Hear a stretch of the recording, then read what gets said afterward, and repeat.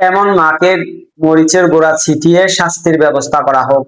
ইদানিং মাইশার কাছে তার মায়ের আচরণ অনেকটাই ভিন্ন লাগছে। কারণ মাইশাদের বাড়িতে মাইশার মায়ের ফুফাতো ভাইয়ের ইদানিং খুবই আসা যাওয়া। মাইশা বিষয়টি অন্যভাবে আচরণ করে একটু তদন্তের নামে। অবশেষে মাইশা বুঝতে পারে সে তার মায়ের ওই ব্যক্তির সঙ্গে অবৈধ পরকীয়া সম্পর্ক রয়েছে। মাইশা ধার্মিক মেয়ে, তাই সে চিন্তা করলো বাবাকে বিষয়টি না জানিয়ে মাকে যদি ধর্মীয় ভাবে বোঝাতে পারি।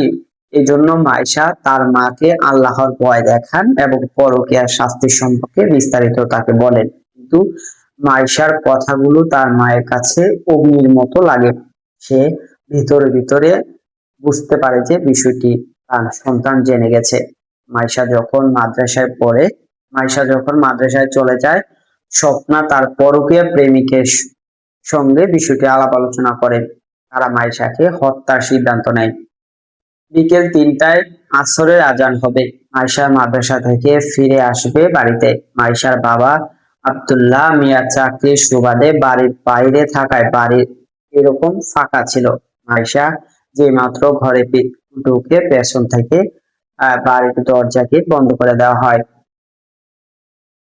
নিষ্পাপ অসহায় মাইশার উপর হামলা চালায়। তারপর পরকীয়া প্রেমিক টেনে হিঁচড়ে গায়ের বোরখা খুলে ফেলে মাইশা মায়ের সামনে মাইশাকে বিবস্ত্র মাইশার দুই পায়ে চেপে ধরে ওই লোক। তারপর মাইশার মা গলা টিপে শ্বাসরোধ করে হত্যা করে তাকে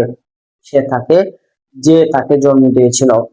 ঘটনা ঘটেছে কিশোরগঞ্জের জেলার করিমগঞ্জ থানার দেহুন্দা গ্রামের ৫ নম্বর ওয়ার্ডে। এভাবেই মা হত্যা করলো নিজের সন্তানকে।